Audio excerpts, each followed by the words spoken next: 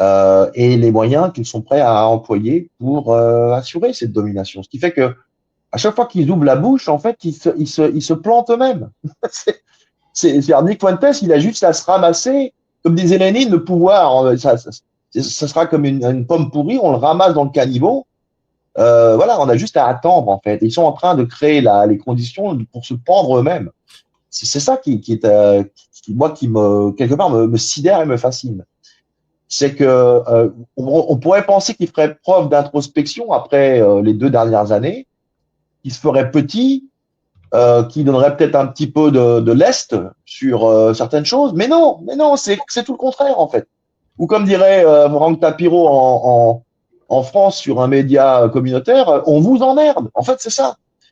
On est exposé, on est démasqué, et l'idée c'est maintenant, bah, venez nous chercher quelque part. Donc, bah, je pense que non, je pense qu'au contraire, il est impossible de remettre le génie dans la bouteille. Ça, c'est terminé, c'est fini. Ils peuvent faire venir tous les pasteurs évangélistes qui veulent. Ils peuvent créer 100 000, 1 million d'ambassadeurs, je sais pas quoi, programme de mes deux. Ils peuvent racheter tous les médias. De toute façon, plus personne ne regarde ces médias, déjà à la base. Là, on a créé organiquement, et ils l'ont jamais vu venir, dans leur arrogance qui les aveugle, une guérilla médiatique au travers d'émissions comme la tienne, Karl.